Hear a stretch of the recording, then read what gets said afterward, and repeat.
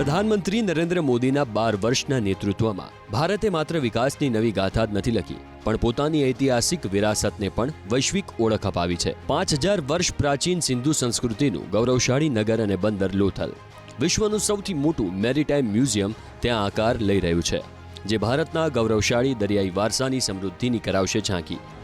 अपनी विरासत पर गर्व, इसलिए आज भारत तेज विकास और समृद्ध विरासत के दोनों संकल्पों को एक साथ सिद्ध करने में जुटा हुआ है।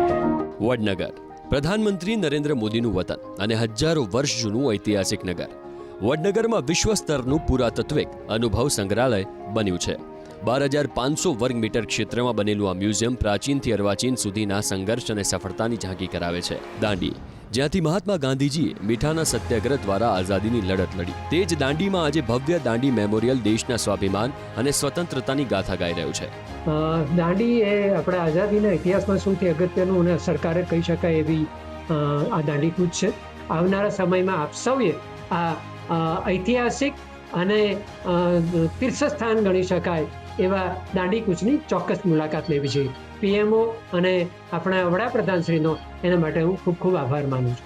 સરદાર પટેલનું મજબૂત, સક્ષમ અને આત્મનિર્ભર ભારતનું સ્વપ્ન છેલ્લા એક દાયકામાં પ્રધાનમંત્રી શ્રી નરેન્દ્ર મોદીજીના ગતિશીલ નેતૃત્વ હેઠળ ઝડપથી સાકાર થઈ રહ્યું છે, જેની સાક્ષી પૂરી રહ્યું છે સ્ટેચ્યુ ઓફ યુનિટી, વિશ્વની સૌથી ઊંચી પ્રતિમા, જે માત્ર સરદાર પટેલને શ્રદ્ધાંજલિ નથી, પણ દેશને એકતાના તાંતણે બાંધનાર સંકલ્પનું ભવ્ય પ્રતીક છે। આ છે મોદી સરકારના 12 વર્ષ, જ્યાં વિકાસ સાથે વિરાસતનું પણ ગૌરવ વધ્યું છે।